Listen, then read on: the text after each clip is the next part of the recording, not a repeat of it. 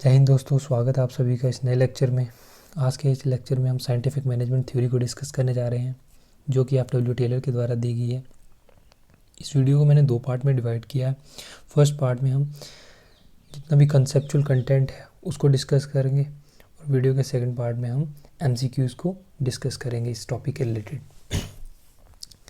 चलिए स्टार्ट करते हैं। तो ये थ्योरी कब आई?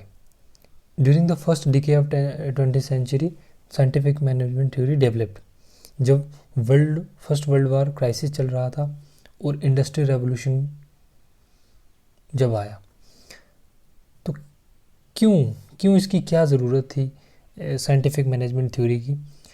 क्योंकि वर्ल्ड में जो प्रोडक्शन लेवल है वो धीरे धीरे कम हो रहा था, और वर्कर्स की जो एफिशिएंसी वो भी कम थी। तो वर्कर्स की एफिशिएंसी और मैनेजर्स की एफिशिएंसी को बढ़ाना और साथ ही साथ प्रोडक्शन को बढ़ाना, ये मेन मोटिव था इस थ्योरी का। तो कैसे बढ़ाया जाएगा? इस थ्योरी ने need of efficient scientific management की बात की है कि एक साइंटिफिक मैनेजमेंट होना बहुत ही ज़रूरी है, जहाँ पे कुछ जो भी मैनेजमेंट है वो साइंटिफिक प्रिंसिपल्स के ऊपर बेस्ड होनी चाहिए। बेसिक थीम्स क्या हैं इस थ्योरी के? स्पेशलाइजेशंस मीन्स वर्कर्स और जो मैनेजर्स हैं वो अपने काम में एक्सपर्ट होने चाहिए, उनको ट्रेनिंग वगैरह देकर उनको अपने काम में एक्सपर्ट बनाना। प्रिडिक्टेबिलिटी मतलब डिज़ायरेबल आउटकम्स को लाना, मतलब प्रोडक्शन को इम्प्रूवमेंट करना, उसको पहले से जो आउटकम्स हैं या फिर रिजल्ट्स हैं उनको मेजर्स करना। टेक्निकल कॉम्पिटेंसी मतलब जो भी मैनेजमेंट का हिस्सा है, चाहे वर्कर्स हो गया चाहे वो मैनेजर्स हो गया, उनकी जो एफिशिएंसी है उनको इम्प्रूव करना एंड रैशनलिटी लाना ऑर्गेनाइजेशंस में। तो जिससे क्या होगा कि जो वर्कर्स या फिर मैनेजर की एफिशिएंसी बढ़ेगी, और जिससे क्या अल्टीमेटली जो एम है प्रोडक्शन का, वो ग्रेटर प्रोडक्शन का, तो वो एस्टेब्लिश होगा। तो बेसिक थीम क्या क्या है इस थ्योरी के? Specialization, predictability, technical competence and rationality. ठीक है, ये आप याद रखना, यहाँ से सीधा क्वेश्चन फ्रेम हो सकता है। जो टर्म है साइंटिफिक मैनेजमेंट थ्योरी, वो काइंड की है किसके द्वारा? लुइस ब्रैंडिस 1910 में। ठीक है, लेकिन इसको सिस्टमेटिकली डेवलप किया है इस थ्योरी को, वो किया है एफ.डब्ल्यू. टेलर। इसलिए एफ.डब्ल्यू. टेलर को father of scientific management theory भी कहा जाता है। तो इनके कुछ इंपॉर्टेंट वर्क्स हैं जो अक्सर UGC नेट में या फिर अदर स्टेट PCS एग्जाम में पूछे जाते हैं। तो इनके इंपॉर्टेंट वर्क क्या हैं टेलर के? अ पीस रेट सिस्टम, उनकी मुख्य किताब है 1895, जिसमें उन्होंने कहा है कि डिफरेंशियल पीस रेट प्लान की बात की है, जहाँ पे उन्होंने कहा कि रिवार्ड्स और पेनल्टी का मैकेनिज्म होना चाहिए। जो भी ज़्यादा काम करता है उसको रिवार्ड दिए जाने चाहिए, और जो कम काम करता है उनको पेनल्टी होनी चाहिए। ठीक है। Second book shop management 1903, art of cutting metal 1906 and principles of scientific management 1911। तो इन बुक्स को आपको क्रोनोलॉजिकल आर्डर में याद करना है, क्योंकि अक्सर पेपर में जो है इनको कालक्रम में जमाने के लिए कहा जाता है। फर्स्ट क्या है? Piece rate system 1895, second shop management 1903, art of cutting metal 1906 and principles of scientific management 1911, जो बहुत एक इम्पॉर्टेंट किताब है, जहाँ पे उसने साइंटिफिक मैनेजमेंट कैसे एस्टेब्लिश किया जाएगा, कौन कौन से प्रिंसिपल्स होंगे, इस बुक किताब में उसने डिटेल में डिस्कस किया है। प्रिंसिपल्स ऑफ साइंटिफिक, क्या क्या प्रिंसिपल्स होंगे साइंटिफिक मैनेजमेंट के? टेलर ने 4 प्रिंसिपल दिए हैं। उसने कहा है कि replace rule of thumb with science of work. जो रूल ऑफ थंब है उसको रिप्लेस करना है साइंस ऑफ वर्क, मतलब साइंटिफिक प्रिंसिपल्स को लाना है। ठीक है। साइंटिफिक सिलेक्शन एंड ट्रेनिंग, जो भी वर्कर या फिर मैनेजर की जो सिलेक्शन करनी है, जो भी मैनेजमेंट का हिस्सा होगा, वो साइंटिफिक सिलेक्शन होनी चाहिए। कुछ प्रिंसिपल्स, कुछ रूल्स रेगुलेशंस पे बेस्ड होने चाहिए। उनकी सिलेक्शन होने के बाद उनको प्रॉपर ट्रेनिंग दी जानी चाहिए, ताकि वो अपने काम में एक्सपर्ट हो सकें। ठीक है। और थर्ड जो है cooperation between management and workers, management और वर्कर्स में कॉपरेशन लाना, मतलब मेंटल रेवोल्यूशन की बात कर रहे हैं, वो एटीट्यूड्स को चेंज करने की बात कह रहे हैं कि हमने जो कन्फ्लिक्ट्स हैं मैनेजमेंट उनको रिमूव करके जो एक दूसरे के प्रति जो हमारा एटीट्यूड है, जो वर्कर्स का एटीट्यूड जो है मैनेजर की तरफ और मैनेजर का एटीट्यूड जो है वो वर्कर्स की तरफ जो है वो कैसा होना चाहिए, वो कॉपरेशन बेस्ड होना चाहिए, कोलैबोरेटिव होना चाहिए, ठीक है, पार्टिसिपेटिव होना चाहिए। तो इसलिए वो मेंटल रेवोल्यूशन की बात कर रहे हैं। फोर्थ प्रिंसिपल उन्होंने दिया division of work and responsibility between management and workers, उनके बीच में कॉपरेशन भी होनी चाहिए और उनके बीच में क्या होना चाहिए, जो वर्क है, जो काम है वो उनको वो डिवाइड होना चाहिए, उनकी जो रिस्पॉन्सिबिलिटी है वो फिक्स होनी चाहिए। नेक्स्ट जो करेक्टरिस्टिक्स हैं ऑफ साइंटिफिक मैनेजमेंट थ्योरी, कौन कौन सी करेक्टरिस्टिक्स हैं? देखिए प्रिंसिपल्स और करेक्टरिस्टिक्स को आप मिक्स मत करना, क्योंकि इनसे क्वेश्चन पूछे जाते हैं, तो इसको एज इट इज़ 4 प्रिंसिपल्स जो हैं हमने पहले डिस्कस किए उनको याद रखना एज इट इज़। तो अब करेक्टरिस्टिक्स की हम बात करते हैं। हार्मोनी नॉट डिस्कॉर्ड, मतलब मैनेजमेंट में क्या होनी चाहिए, हार्मोनी होनी चाहिए, ना कि कन्फ्लिक्ट्स होने चाहिए। साइंस, मतलब साइंस होनी चाहिए, not rule of thumb, ignorance नहीं होनी चाहिए, प्रॉपर रूल्स एंड रेगुलेशंस के बेसिस पे जो है वो मैनेजमेंट को रन करना चाहिए। मैक्सिमम आउटपुट, मैनेजमेंट का मैनेजमेंट में जो है वो गोल क्या होना चाहिए, मैक्सिमम आउटपुट, ज़्यादा से ज़्यादा प्रोडक्शन, ठीक है। Development of each man to his greatest efficiency and prosperity, हर एक जो मैन है जो मैनेजमेंट का हिस्सा है उसकी जो एफिशिएंसी है उसको इंक्रीज़ करना, वो कैसे होगी, वो प्रॉपर ट्रेनिंग के द्वारा होगी, ठीक है, गाइडेंस के द्वारा, एक सुपरविज़न, प्रॉपर सुपरविज़न के द्वारा होगी, ठीक है। नेक्स्ट जो करेक्टरिस्टिक बताई उसने, कोऑपरेशन नॉट इंडिविजुअलिज्म, मैनेजमेंट में हम वर्कर्स और मैनेजर्स को मिलकर चलना है, पार्टिसिपेटिव वे में मूव करना है डिज़ायरेबल गोल को अचीव करने के लिए, ना कि इंडिविजुअलिज्म, एक एक अलग अलग डायरेक्शन में मूव नहीं करना, हमको मिलकर जो है वो जो मैक्सिमम आउटपुट का जो गोल है उसको अचीव करना है। नेक्स्ट जो टेक्निक्स बताई हैं डब्ल्यू टेलर ने, उनको हम डिस्कस करते हैं। जो फर्स्ट है फंक्शनल फोरमैनशिप, मतलब each worker is supervised and guided by 8 specialized supervisor, एक वर्कर को 8 लोग जो हैं सुपरवाइज करेंगे। उसमें कौन कौन होगा, उसमें प्लानिंग इंचार्ज होंगे और प्रोडक्शन इंचार्ज होंगे, 4 प्लानिंग इंचार्ज होंगे और 4 ही प्रोडक्शन इंचार्ज होंगे। तो प्लानिंग इंचार्ज में कौन कौन होगा, instruction cadre clerk, time and cost clerk, order of work and root clerk and disciplinary clerks होंगे। इंस्ट्रक्शन क्लर्क होंगे जो इंस्ट्रक्शन वगैरह, जो गाइडेंस वगैरह देंगे। टाइम एंड कॉस्ट, जो टाइम और जो प्रोडक्शन की कॉस्ट क्या होगी उसको डिसाइड करेंगे। कौन से काम को पहले करना है, कौन से बाद में करना है, वो डिस्कस किया जाएगा, किसके द्वारा गाइड किया जाएगा, ऑर्डर ऑफ वर्क और रूट क्लर्क के द्वारा। जो भी डिसिप्लिनरी एक्शन है, किसी को रिवॉर्ड या फिर पनिशमेंट या फिर जो भी जो रूल्स एंड रेगुलेशन को प्रॉपर इम्प्लीमेंटेशन करना, वो डिसिप्लिनरी क्लर्क का काम। इसी तरीके से प्रोडक्शन में भी गैंग बॉस होंगे, स्पीड बॉस, इंस्पेक्टर, रिपेयर, तो इनका अपना अपना काम होगा और ये सभी जो हैं एक वर्कर को सुपरवाइज करेंगे। तो फंक्शनल फोरमैन का मतलब क्या है, फंक्शनल स्पेशलाइजेशंस, अपने अपने काम में एक्सपर्टीज़ होना। एक वर्कर्स को 8 सुपरवाइजर जो हैं वो सुपरवाइज करेंगे, ठीक है। सेकंड जो टेक्निक है वो है मोशन स्टडी, मतलब आपने जो अल्टरनेटिव मेथड्स होंगे किसी काम को करने के लिए अलग अलग हो सकते हैं, तो आपने एक बेस्ट वे को डिसाइड करना है on the basis of scientific principles, ठीक है। मोशन स्टडी का मतलब है find out one best way to do work, किसी काम को जो बेस्ट तरीका है उसको ढूंढना। टाइम स्टडी मतलब टाइम फ्रेम करना कि कोई भी वर्क कब कंप्लीट होगा, उसका एक प्रॉपर टाइम फ्रेम होना चाहिए, ठीक है। डिफरेंशियल पीस रेट सिस्टम मतलब अलग अलग पेमेंट करना काम के हिसाब से, ठीक है, payment as per production rate, ठीक है।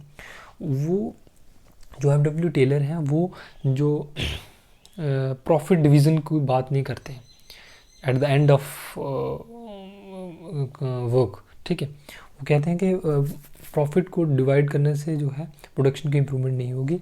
हमें प्रोडक्शन को अगर इम्प्रूवमेंट करना है तो हमने जिस वर्कर्स ने जितना या फिर जिस मैनेजर ने जितना काम किया है उसी के हिसाब से उसको पेमेंट करनी है। जो अगर ज़्यादा काम कर रहा है उसको ज़्यादा पेमेंट दीजिए, जो कम काम कर रहा है उसको कम पेमेंट कीजिए। उसने कहा कि जो इकोनॉमिक फैक्टर है वो बहुत इंपॉर्टेंट है प्रोडक्शन को इम्प्रूवमेंट करने के लिए, क्योंकि मैन जो है वो ज़्यादा पाने की लालसा रखता है, और जब हम उनको उसके काम के हिसाब से पेमेंट करेंगे तो फिर वो ज़्यादा से ज़्यादा काम करने के प्रयास करेगा, और इससे प्रोडक्शन जो है वो बढ़ेगी और उसकी एफिशिएंसी भी इंक्रीज़ होगी। ठीक है। और लास्ट जो प्रिंसिपल है एक्सेप्शन प्रिंसिपल्स, जो उसको रिवार्ड्स और पेनल्टी का प्रोविजंस भी होना चाहिए। ठीक है, जो अभी मैंने बताया, जैसे कि अगर जो वर्कर्स या मैनेजर्स जो हैं ज़्यादा काम करते हैं उनको रिवार्ड दिया जाना चाहिए, और जो कम काम करते हैं उनको पेनल्टी दी जानी चाहिए। अब टेलरिज्म, देखिए टेलरिज्म बेसिकली इसमें जो साइंटिफिक मैनेजमेंट थ्योरी है इसमें बहुत सारे थिंकर्स हैं, लेकिन जो टेलर्स का योगदान है, एफ.डब्ल्यू. टेलर का योगदान जो है बहुत ज़्यादा है, इसलिए उसको फादर ऑफ साइंटिफिक मैनेजमेंट भी कहा जाता है। और साथ ही साथ जो देखिए इस थ्योरी को टेलरिज्म भी कहा जाता है। ठीक है, इस एफ.डब्ल्यू. का प्रभाव इतना ज़्यादा है, इसी के कारण इसको टेलरिज्म भी कहा जाता है। तो कुछ और जो थिंकर हैं इस थ्योरी के रिलेटेड उसको डिस्कस कर लेते हैं, और उनके जो इंपॉर्टेंट कंसेप्ट हैं आपको थोड़ा सा ओवरव्यू दे देते हैं, कई बार इनके रिलेटेड भी क्वेश्चन आ जाता है। तो एच.एल. गैंट जो है उन्होंने बोनस सिस्टम दिया है, मतलब जो मैनेजमेंट है उसमें बोनस सिस्टम होना चाहिए। तो वही एक्सेप्शनल जो अभी सिस्टम पढ़ा हमने उसी के मिलता जुलता है कि बोनस सिस्टम होना चाहिए, बोनस दिए जाने चाहिए जो वर्कर्स हैं जो ज़्यादा काम या फिर जो ज़्यादा एफिशिएंटली काम करते हैं। ठीक है, गैंट चार्ट दिया है to measure progress of the workers. H L. Gantt ने जो है एक गैंट चार्ट भी दिया है ताकि वर्कर्स की जो प्रोग्रेस है वो भी मियर की जानी चाहिए। ठीक है, एच इमर्सन ने 12 प्रिंसिपल एफिशिएंसी दिए हैं। F B. Gilbreth and L M. Gilbreth, इन्होंने फ्लो प्रोसेस चार्ट दिया टू स्पीड वर्क को कैसे स्पीड तरीके से करना है, स्पीड वे में करना है। तो उसके लिए एफ.बी. गिलब्रिट, सॉरी ये स्पेलिंग मिस्टेक है, T.O. नहीं है, T तक है, गिलब्रिट एंड एल.एम. गिलब्रिट, ये दोनों जो है वाइफ और हस्बैंड थे। इन्होंने फ्लो चार्ट का प्रोविज़न दिया है। उन्होंने M.L. कोकी apply this theory in education field. ठीक है, M.L. कोकी ने इस थ्योरी को एजुकेशन फील्ड में भी इम्प्लीमेंट किया है। नेक्स्ट क्रिटिसिज्म इस थ्योरी के, देखिए हर एक थ्योरी के कुछ बेनिफिट्स होते हैं, कुछ इम्पोर्टेंस होती हैं और कुछ ड्रॉबैक्स होते हैं। तो इसी तरीके से साइंटिफिक मैनेजमेंट थ्योरी के भी कुछ ड्रॉबैक्स हैं। जैसे ह्यूमन रिलेशन थ्योरीज जो है इसको क्रिटिसाइज़ करते हैं, वो कहते हैं कि ये थ्योरी जो है ह्यूमन एस्पेक्ट को टोटली निगलेक्ट कर देती है।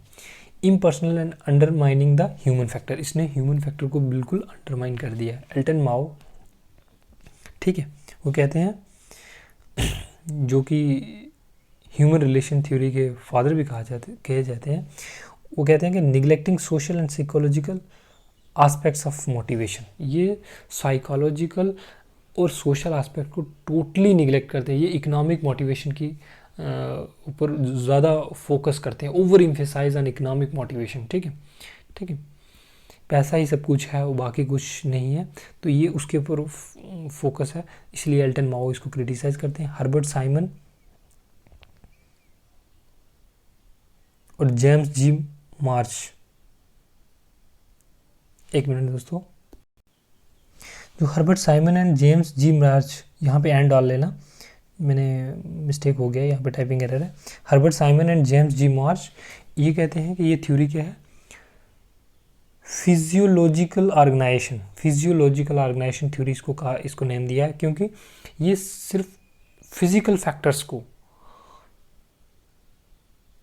फोकस करती है, ओवर एम्फेसाइज करती है, और बाकी जो भी साइकोलॉजिकल फैक्टर्स हैं या फिर सोशल फैक्टर हैं उनको ये निगलेक्ट करती है।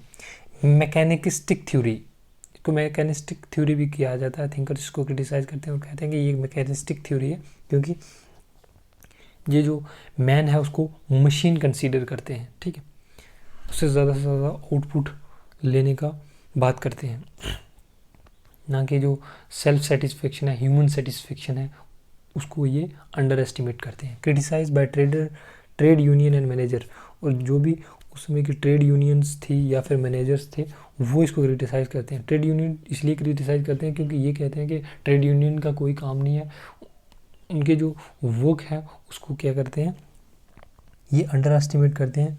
और ये जो साइंटिफिक मैनेजमेंट थ्योरी है जो ट्रेड यूनियन को निगलेक्ट करने की बात करते हैं। तो मैनेजर इसीलिए इस थ्योरी को क्रिटिसाइज़ करते हैं क्योंकि उनका जो वर्क लोड है वो इसने बहुत ज़्यादा एक्सपेंड कर दिया है, ठीक है।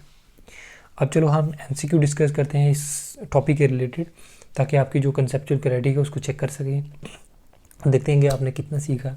विच of the following concepts are not associated with scientific management? Mental revolution, option A. Option 2 unity of command, option 3 rule of thumb, option 4 time and motion study, option 5 differential piece rate plan. तो ये 4 code दिए गए हैं आपको, इसमें से आपने select करना है कौन कौन सा सही है, कौन कौन सा जो है वो साइंटिफिक मैनेजमेंट थ्योरी के साथ एसोसिएटेड है। मेंटल रेवोल्यूशन है, बिल्कुल मेंटल रेवोल्यूशन है। वो वर्कर्स और मैनेजर के जो एटीट्यूड है उसको चेंज करना चाहते हैं, वो कोऑपरेशन लाना चाहते हैं इन प्लेस ऑफ कॉन्फ्लिक्ट, ठीक है। यूनिटी ऑफ कमांड, हाँ ये प्रिंसिपल नहीं है unity of command. Rule of thumb, नहीं रूल ऑफ थंब की बात नहीं करते हैं, वो कहते हैं कि work of science, scientific principles होने चाहिए, ना कि रूल ऑफ थंब होना चाहिए। तो ये भी 2 और 3 जो है नहीं है। टाइम एंड मोशन स्टडी, हाँ टाइम मैनेजमेंट होना चाहिए, कम कोई वर्क कितना टाइम में कंप्लीट होगा वो डिसाइड होना चाहिए। डिफरेंशियल पीस रेट सिस्टम, मतलब पेमेंट करना जो वो काम के हिसाब से, प्रोडक्शन रेट के हिसाब से, तो ये तो हमने पढ़ा है। तो राइट ऑप्शन कौन कौन सा है? Option A 1, 2 and 3, 1, 2 and 4, option B 2, 3 and 4, option C 2 and 3, and option D 1, 4 and 5। तो राइट आंसर क्या है? 1, 4 and 5। तो ऑप्शन नंबर, सॉरी हमने बताना है कि कौन सा इसके साथ नहीं जुड़ा हुआ। तो कौन कौन सा नहीं जुड़ा हुआ? Unity of command and rule of thumb, 2 and 3। Sorry the experiment conducted by Taylor were intended, जो टेलर ने एक्सपेरिमेंट किया है वो किसके लिए, क्यों किया उसने, उसका क्या मोटिव था?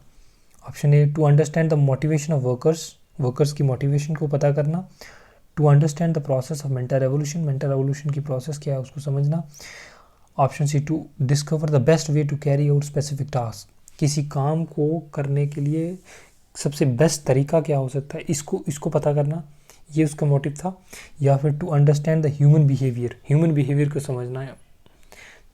The right answer is option number C, to discover the best way to carry out specific task, किसी काम को बेस्ट वे क्या होगा करने का उसको पता करना, ये उसके जो एक्सपेरिमेंट्स थे उनका जो ऑब्जेक्टिव था। The scientific management stress upon, ये किसके ऊपर फोकस करती है? Rationality, specialization, technical competence, predictability. जो सही कोड है उसको आप जो है चिन्हित करें। Option A 1 and 2, option B 1, 2 and 3, option C 2, 3 and 4, option D 1, 2, 3 and 4। तो राइट आंसर क्या होगा? Right answer is option number D, 1, 2, 3 and 4। ये ऑल ऑफ दीज जो है ये क्या है? ये साइंटिफिक मैनेजमेंट जो है इसके ऊपर फोकस करती है, ये उसके थीम्स हैं। रैशनल प्रिंसिपल्स होने चाहिए, रैशनलिटी लानी है मैनेजमेंट में, स्पेशलाइजेशंस, एक्सपर्ट्स बनाना है वर्कर्स और मैनेजर्स को अपने काम में, टेक्निकल उनकी जो टेक्निकल एफिशिएंसी है उसको इंक्रीज करना, प्रिडिक्टेबिलिटी, डिज़ायरेबल आउटकम्स को लाना। तो ये उसके ऊपर साइंटिफिक मैनेजमेंट थ्योरी फोकस करती है। तो ये सभी जो उसके जो है थीम्स हैं। Which of the following are the mechanism of scientific management, scientific management का क्या मैकेनिज्म है, मैकेनिक्स। हाँ, तो इस क्वेश्चन में हम आपको बताना है कि साइंटिफिक मैनेजमेंट के क्या क्या मैकेनिक्स हैं, मतलब क्या क्या टेक्निक्स हैं। Functional foremanship, one best way of doing a task, differential piece rate plan, scientific selection of workman and time and motion study. देखिए, आपको करेक्टरिस्टिक्स और जो टेक्निक्स है उसमें कंफ्यूजन नहीं होनी चाहिए। देखिए, फंक्शनल फोरमैनशिप बिल्कुल सही है, मतलब एक वर्कर्स को 8 सुपरवाइज करेंगे, तो ये आपको मैंने बताया था, ऑप्शन नंबर 1 तो है। One best way of doing a work, तो ये तो नहीं पढ़ा हमने। डिफरेंशियल पीस रेट सिस्टम, बिल्कुल ये पढ़ा हमने। साइंटिफिक सिलेक्शन ऑफ वर्कमैन, ये उसके प्रिंसिपल्स हैं, ये उसकी टेक्निक नहीं है। टाइम एंड मोशन स्टडी, ये बिल्कुल है 1, 3 एंड 5। तो right answer is option number C, 1, 3 and 5, option number C. ठीक है, next question. Terrorism took shape as Stakhanovites movement की जो शेप ले ली उसने, ये कौन सी कंट्री में ली थी? ये आपको मैंने कंसेप्ट में पढ़ाया नहीं, लेकिन आप चलो यहाँ पे याद रख लें, एज इट इज क्वेश्चन आ सकता है। Option A USA, option B USSR, option C France, option D Germany. तो right answer is option number B, USSR. Russia में जो है इसने स्टैकनवॉइट्स मूवमेंट की शक्ल ले ली। ठीक है, next question. Which of the following pair of administrative thinkers have describe the scientific management as the physiological organization theory? किस थिंकर ने साइंटिफिक मैनेजमेंट थ्योरी को फिजियोलॉजिकल ऑर्गेनाइजेशन थ्योरी कहा है? कि ये ओनली फिजिकल एस्पेक्ट्स के ऊपर फोकस करती है, ना ये साइकोलॉजिकल और सोशल एस्पेक्ट्स को निगलेक्ट करती है, उनके जो कहने का तात्पर्य है। Option A Simon and Argyris, option B Simon and Likert's, option C March and Barnard, option D March and Simon. तो right answer is option number D, March and Simon. Which of the following are not the basic themes of scientific management? कौन कौन सा scientific management theory का जो theme नहीं है, basic theme नहीं है? कॉर्पोरेशन नॉट इंडिविजुअलिज्म, ये थीम है। हार्मोनी नॉट डिस्कॉर्ड्स, मतलब जो उसकी कैरेक्टरिस्टिक नहीं है। Science not rule of thumb,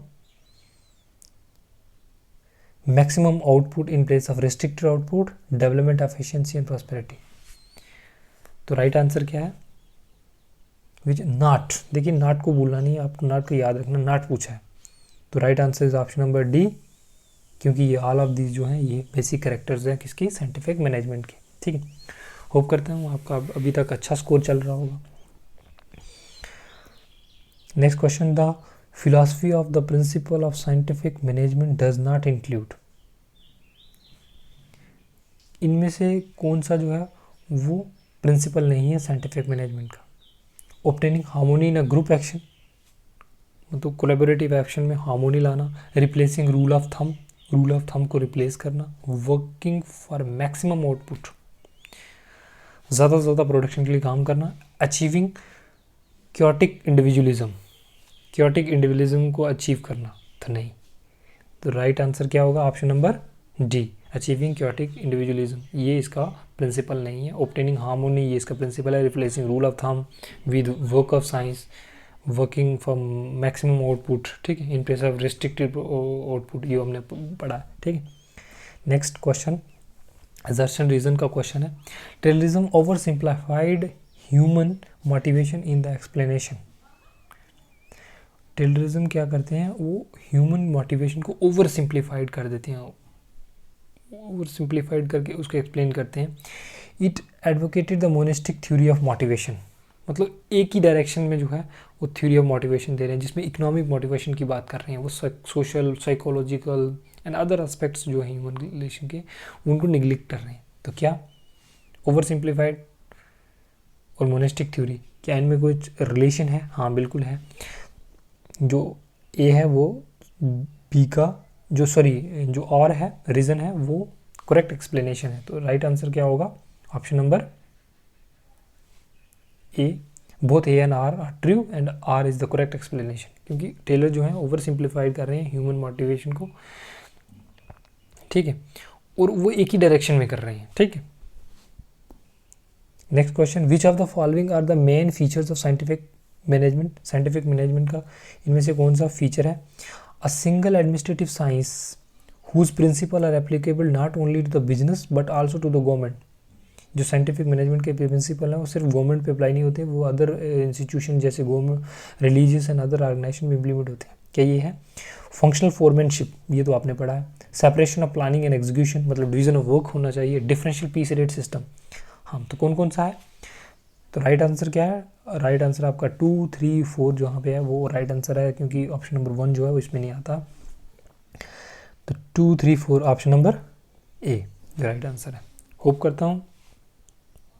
अभी नेक्स्ट भी है, विच one of the following is the goal of scientific management. Scientific management, ये अभी यूजीसी नेट के जो प्रीवियस ईयर एग्जाम्स हैं उसमें से ये क्वेश्चन उठाया गया। तो which one of the following is the goal of scientific management. Scientific management का क्या गोल है? Option number A, generating employment, generating employment, employment को जनरेट करना। Maximizing social welfare, social welfare को बढ़ाना। हायर इंडस्ट्रियल एफिशिएंसी, या फिर industrial production को बढ़ाना, या फिर वेलफेयर ऑफ द वर्कर्स, या फिर वर्कर्स की वेलफेयर। तो इनमें से राइट आंसर क्या है? तो आपको पता है साइंटिफिक मैनेजमेंट का ऑब्जेक्टिव क्या है? Only to improve the production, maximization of production. तो higher, option number C is the right answer. Higher industrial efficiency जो है इसका राइट आंसर होगा option number C right answer, ठीक है। होप करता हूँ आपका जो जी आपने 11 क्वेश्चन डिस्कस किए हैं इसमें आपने 9+ स्कोर किया होगा। जिसका स्कोर कम है वो एक बार फिर वीडियो को देख लें, कंसेप्ट्स को, फिर उस वापस आके MCQs को लगाए, ताकि जो आपका ये टॉपिक है वो अच्छे से तैयार हो जाए। अगर आपको ये वीडियो अच्छी लगी है तो वीडियो को लाइक शेयर ज़रूर करें, और मुझे कमेंट सेक्शन में बताएं कि मुझे ऐसा ही कंटेंट और लाना चाहिए। क्या जो आपको ये मेरा वे ऑफ टीचिंग है ये अच्छा लगा? पहले कंसेप्ट, फिर उसके बाद साथ ही साथ इसी वीडियो में, एक ही वीडियो में MCQs को डिस्कस किया जाए, जिससे आपकी कंसेप्चुअल क्लैरिटी और भी इम्प्रूव हो सके। तो अपनी व्यूज़ जो हैं वो कमेंट सेक्शन में शेयर करना ना भूलें। Thank you for watching this video.